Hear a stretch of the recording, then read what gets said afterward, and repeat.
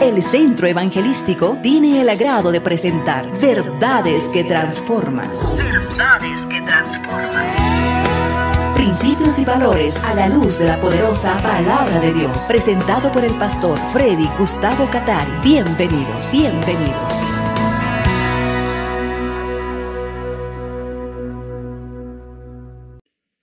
Te exaltamos, Señor, te damos gracias por la oportunidad que tenemos de examinar la Escritura. Continúa guiándonos a través de ella con la ayuda de tu Espíritu. Gracias, Señor. Dentro de la serie Estudios de Doctrina, voy a compartir con ustedes los creyentes y los errores en el estudio de la doctrina. Segunda Juan, versículos 8 al 11. Tengan cuidado de no perder lo que hemos logrado con tanto trabajo. Sean diligentes para que reciban una recompensa completa. Todo el que se desvía de esta doctrina o de esta enseñanza no tiene ninguna relación con Dios. Pero el que permanece en la doctrina de Cristo o en la enseñanza de Cristo tiene una relación tanto con el Padre como con el Hijo. Si a sus reuniones llegara alguien que no enseña la verdad, la sana doctrina acerca de Cristo, no lo inviten a su casa ni le den ninguna clase de apoyo. Cualquiera que apoye a ese tipo de gente se hace cómplice de sus malas acciones.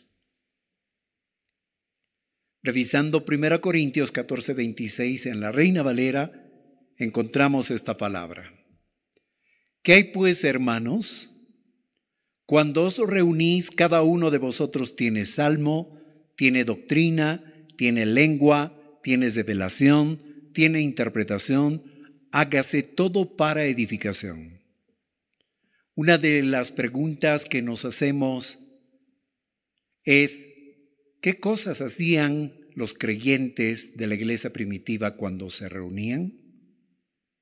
¿Qué componentes tenía el culto de la iglesia primitiva? Cuando se reunían los creyentes de la iglesia primitiva, ¿qué cosas hacían? Y la respuesta la encontramos en la Biblia. Alguien compartía un salmo, alguien compartía doctrina, es decir, enseñaba la palabra de Dios. Alguien hablaba por inspiración del Espíritu Santo en lenguas. Alguien interpretaba lo que se había dicho en lenguas. Pero todo se hacía para edificación. En el mismo pasaje, pero en la Biblia en lenguaje sencillo, encontramos de esta manera la traducción de esta porción de la Biblia. Hermanos míos, cuando se reúnan, todo lo que hagan debe ayudar a los demás. Unos pueden cantar, otros pueden enseñar, otros pueden comunicar lo que Dios les haya mostrado, otros pueden hablar en idiomas desconocidos o traducir lo que se dice en esos idiomas. Y seguramente una de las preguntas que surgen como producto de que nos estamos reuniendo en casas, estamos realizando el culto al Señor, estamos reuniéndonos en nuestros cultos familiares, estamos realizando las reuniones de familia o los altares familiares. Es, ¿qué hacemos? ¿Qué cosas tiene que haber en un culto? Y la respuesta está aquí, en la palabra de Dios. Unos pueden cantar, otros pueden enseñar, otros pueden comunicar lo que Dios les haya mostrado, hablando en lenguas. Otros pueden hablar en idiomas desconocidos o traducir lo que se dice en esos idiomas. Será entonces una experiencia linda que haya estas bendiciones en nuestras reuniones familiares. Pero llama la atención esta traducción: comunicar lo que Dios les haya mostrado. ¿Dios muestra? Sí, pero siempre dentro del marco bíblico. Cuando aparezca alguien que dice, Dios me ha mostrado, pero nosotros que conocemos la sana doctrina, y cuando comparte esta persona lo que supuestamente Dios le ha mostrado, sale de ese marco, entonces, pues tenemos que identificar eso y decirle, mira, esto no está de acuerdo con la sana doctrina. Esto no está de acuerdo con lo sano que enseña la palabra de Dios. Pero también llama la atención esta parte en la que muestra que en la iglesia primitiva había manifestaciones del Espíritu Santo, haciendo que las personas hablen en idiomas desconocidos y luego alguien interpretaba. Pero, ¿qué contenían estas palabras que se expresaban en idioma desconocido? Pues varios mensajes que Dios daba por medio de su Espíritu Santo. La interpretación de ese idioma era fundamental en este caso. Pero otra vez, el mensaje que se daba en idioma desconocido y era interpretado no tenía que salir del marco bíblico, no tenía que salir de lo que enseña de manera sana la palabra de Dios, no tenía que salir de la sana doctrina. Uno de los peligros que tenemos que enfrentar en nuestras reuniones familiares es la de invitar a alguien que venga a compartir la palabra de Dios. Porque nos dijeron que es cristiano, que es hermano. Pero puede ser que esta persona traiga doctrina equivocada, doctrina que no es sana. Dos cosas hay que hacer en este sentido cuando ocurra este fenómeno: hablar con esta persona, corregir lo que no es correcto a la luz de la Biblia, con la firmeza del Señor, con el amor de Dios, con la autoridad que Dios nos da por medio de su palabra. Número 2, desafiar a esa persona para que deje de creer en lo incorrecto que hemos descubierto, que hemos detectado. Si no lo quiere hacer, entonces viene un paso adicional: invitarle a que ya no venga, porque él es resistente a ser corregido. Estos cuidados realizaban los apóstoles. Estos cuidados instruían que los seguidores, los líderes en los hogares, los líderes de las congregaciones puedan seguir. Estos cuidados eran los que se recomendaba realizar. Bien, entonces los creyentes puede ser que tengan temor en el estudio de la doctrina. Pues no hay que tenerle miedo al estudio de la doctrina, más bien la doctrina, entender la doctrina, estudiar la doctrina va a ser saludable, nos va a fortalecer, nos va a conducir por el camino que Dios ha trazado. En algunas ocasiones, los creyentes le tienen temor al estudio de la doctrina porque temen entrar en un intelectualismo. A muchos creyentes les parece el estudio de las doctrinas adentrarse en un intelectualismo frío, desprovisto del Espíritu Santo. Algunos se han animado a decir que el estudio de la doctrina apaga al espíritu. Esta actitud es producto de un antiintelectualismo místico traído a la iglesia por ciertos movimientos fundamentalistas. Y hay que tener mucho cuidado. No le tengamos miedo al estudio pormenorizado de la doctrina. No le tengamos miedo a la exposición de la doctrina. No le tengamos miedo al análisis de la palabra de Dios, usando nuestra capacidad de razonamiento. No es verdad que el Espíritu Santo se va a sentir contristado, apenado, porque estudiemos la palabra de Dios de esa manera. Más bien, ¿saben qué ocurrirá? Pues se cumplirá lo que dice el Señor Jesucristo en Juan capítulo 16. Cuando yo me vaya, dice el Señor, les enviaré al Espíritu Santo y Él les recordará todo lo que les he enseñado y les conducirá a la verdad. Pues eso es lo que acontecerá. Por lo tanto, te animamos a que sigas reuniéndote, que sigas estudiando la palabra de Dios personalmente y con tus seres queridos en los cultos familiares. No debemos olvidar que el apóstol Pablo era muy sistemático en su teología. ¿Por qué? Porque él estudiaba también sistemáticamente. Cuando revisas las enseñanzas del Señor Jesús, de Dios en el Antiguo Testamento, vas a encontrar un orden, vas a encontrar, sí, algunas cosas complicadas, pero que si tú sabes ordenar, organizar las ideas, vas a poderlas entender, vas a poderlas apreciar. Y en todo esto, el Espíritu Santo se va a deleitar guiándote, conduciéndote al descubrimiento de esas verdades doctrinales tan importantes para la vida.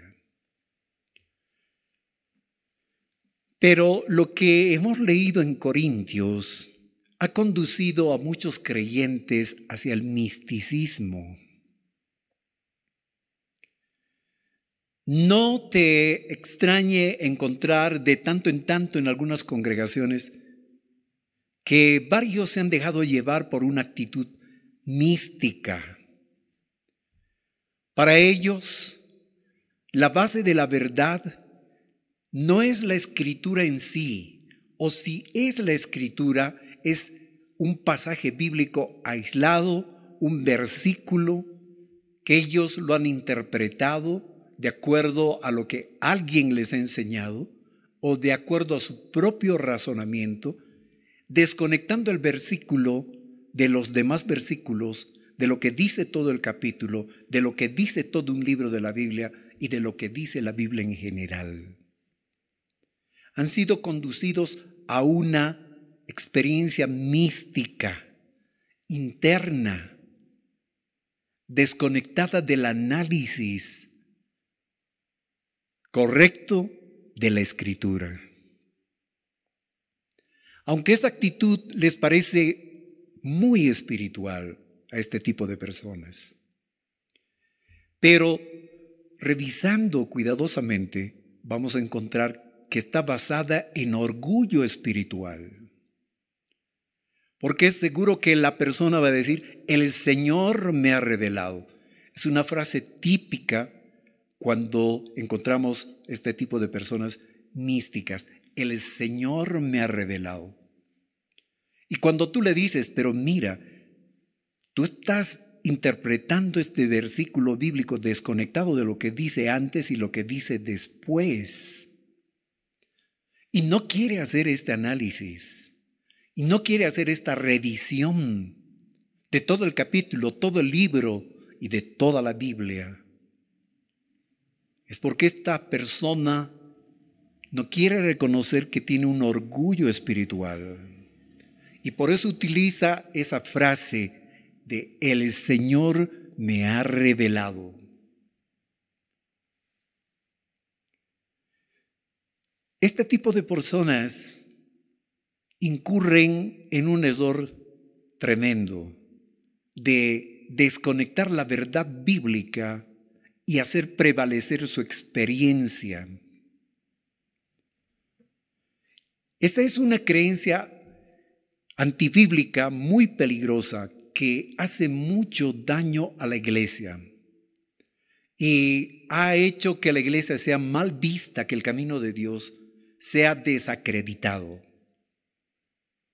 Y en esta oportunidad yo te pregunto con sinceridad, con amor, ¿eres tú una de esas personas místicas?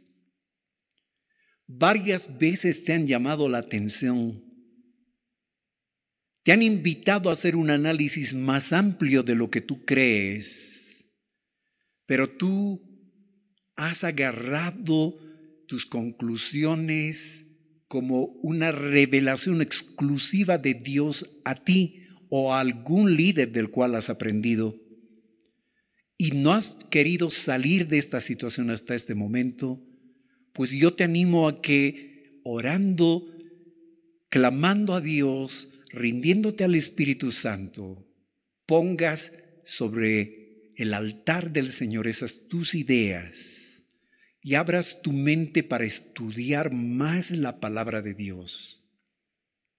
Te invito a que salgas de tu misticismo.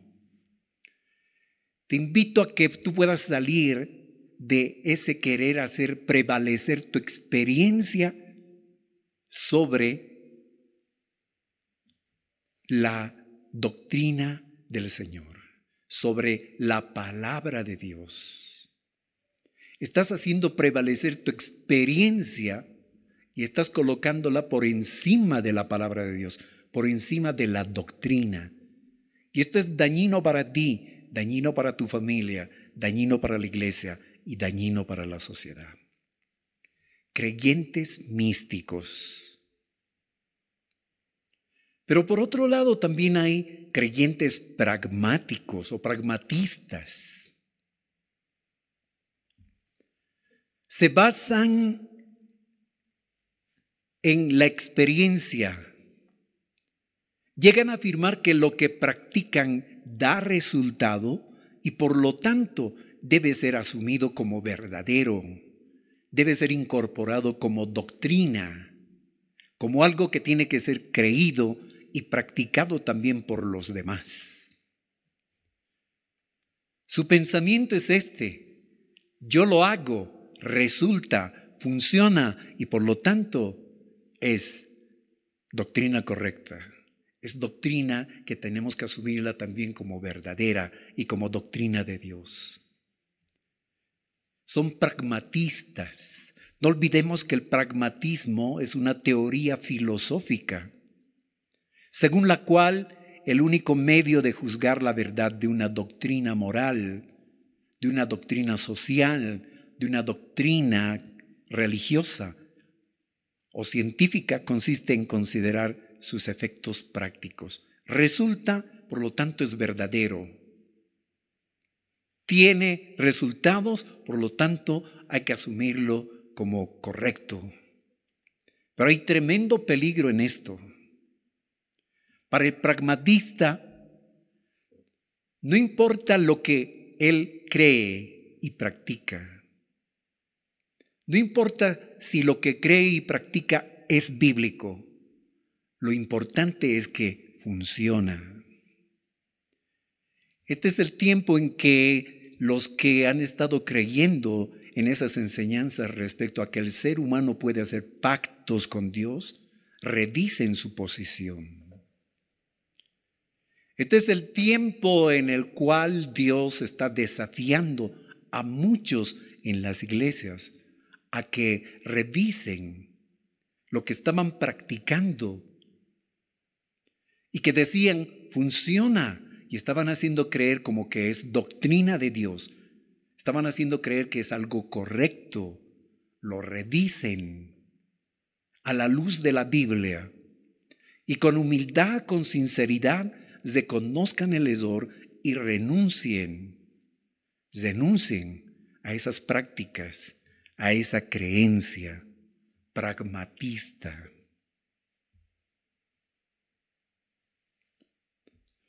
creyentes utilitaristas. Para muchos que son miembros de las congregaciones, lo importante era y es que lo que se cree y se practica sea útil. Es útil, por lo tanto, hay que asumirlo, hay que incorporarlo dentro de lo que es la doctrina y las prácticas de la iglesia.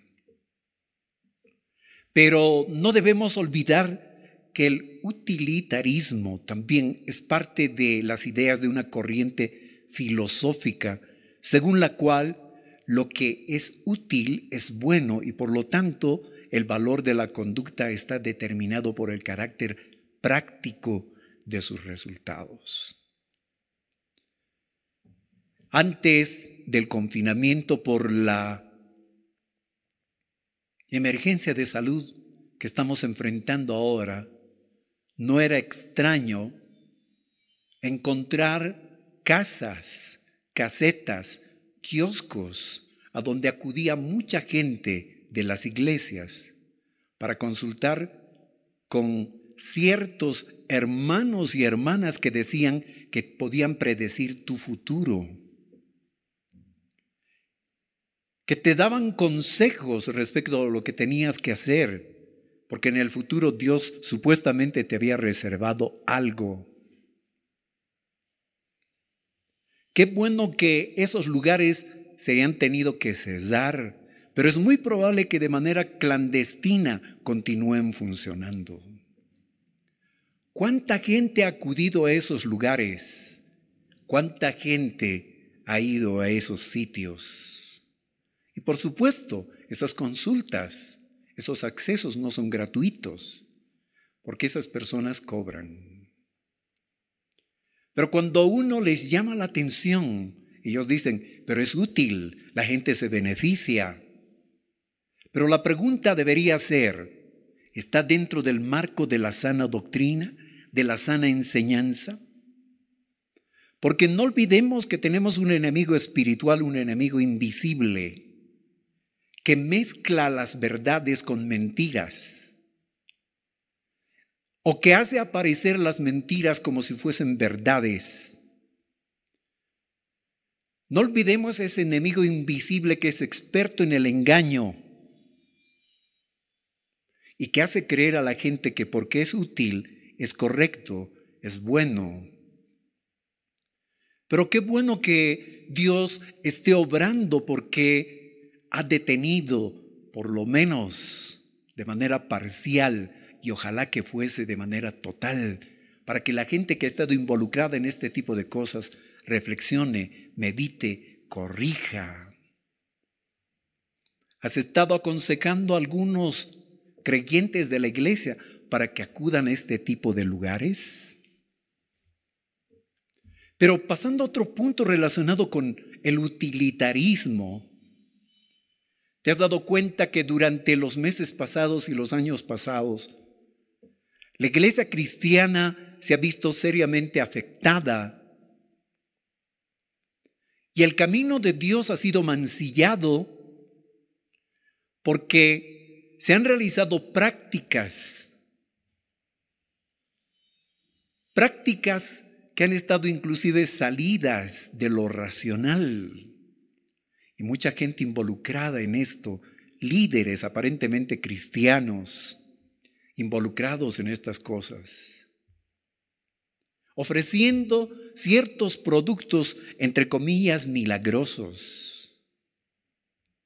Y la gente acudiendo a esos lugares y retornando y diciendo, sí funciona. Utilitarismo. De lo que debemos asegurarnos es que lo que creemos y lo que practicamos está dentro de la sana doctrina. ¿Cuántas de tus prácticas son saludables, están dentro de la sana doctrina? ¿Qué cosas hay que sacar de tus prácticas y de tus creencias y desecharlas como basura? Este es el tiempo en que Dios nos ha detenido para que meditemos, reflexionemos y tomemos decisiones y determinaciones, porque Dios está purificando su iglesia. ¿Es posible que haya más de un sistema válido de doctrina? No, porque existe solamente un Dios y un solo plan. La teología, el estudio de la doctrina, el estudio de Dios y su plan de salvación son únicos. Existe una sola teología correcta, una sola doctrina correcta. Ahora, esto no quiere decir que podríamos nosotros conocer absolutamente todo de Dios. Eso ocurrirá cuando estemos en su presencia. Como dice el apóstol Pablo en el capítulo 13 de 1 Corintios, ahora conocemos en parte, pero entonces conoceremos completamente. Ahora lo vemos todo como a través de una neblina, como a través de un espejo, pero entonces lo veremos completamente. No hay que olvidar estas verdades. No hay dos doctrinas, hay una sola doctrina correcta. Hay un solo plan de Dios, hay una sola manera de ser salvos y es a través de nuestro Señor Jesucristo. No hay varios caminos de salvación, hay uno solo. Frente a todo esto, ¿qué vamos a hacer? ¿Vamos a revisar nuestra doctrina? ¿Vamos a revisar nuestras prácticas? ¿Vamos a revisar lo que creemos de Dios? ¿Vamos a corregir nuestra doctrina? ¿Vamos a renunciar a lo que no es bíblico? ¿O vamos a seguir practicando cosas que parecen espirituales, correctas, funcionan, son útiles aparentemente? ¿Lo seguiremos haciendo? ¿Estudiaremos más las doctrinas, esforzándonos para entenderla?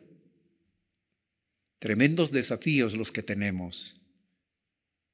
Pues tomemos la decisión correcta y hablemosle al Señor de esta manera. Señor, muchas gracias por tu palabra. Gracias por mostrarnos la verdad. Gracias por reflexionarnos. Gracias por removernos. Gracias por remover nuestras ideas. Gracias, Señor, porque tu Espíritu está arrojando luz en este tiempo. En un tiempo donde las tinieblas habían incursionado incluso en la mente de los creyentes y de los líderes. Señor, nos rendimos a ti, queremos agradarte, purifícanos, límpianos. Señor, queremos hacer tu voluntad. En el nombre de Jesús. Amén. El Centro Evangelístico tuvo el agrado de presentar Verdades que Transforman. Verdades que Transforman. Esperando que hayan sido bendecidos, les invitamos para la siguiente emisión.